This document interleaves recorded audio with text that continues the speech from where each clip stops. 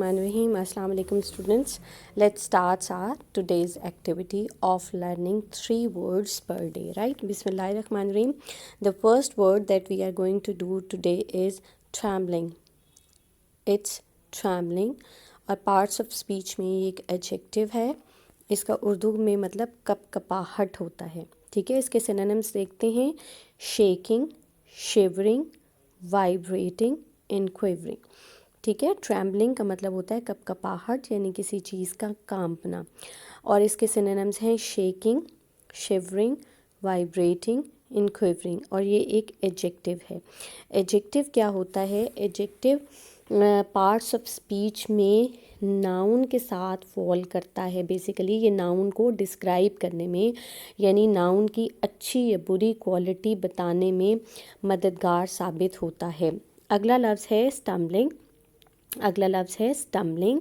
ये भी एक एडजेक्टिव है और इसका उर्दू में मतलब है लड़खड़ाते हुए. ठीक है, इसके सिनोनिम्स बनेंगे tripping, wobbling, waddling, walking unsteadily.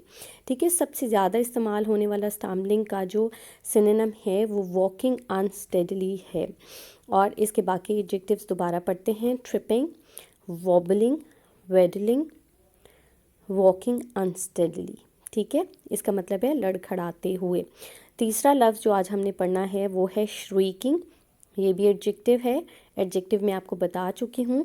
Adjective parts of speech में ऐसे अल्फाज को कहते हैं जो नाउन यानी इस्म की अच्छी या बुरी बात को बताते हैं. और इसका उर्दू में मतलब है चिल्लाते हुए.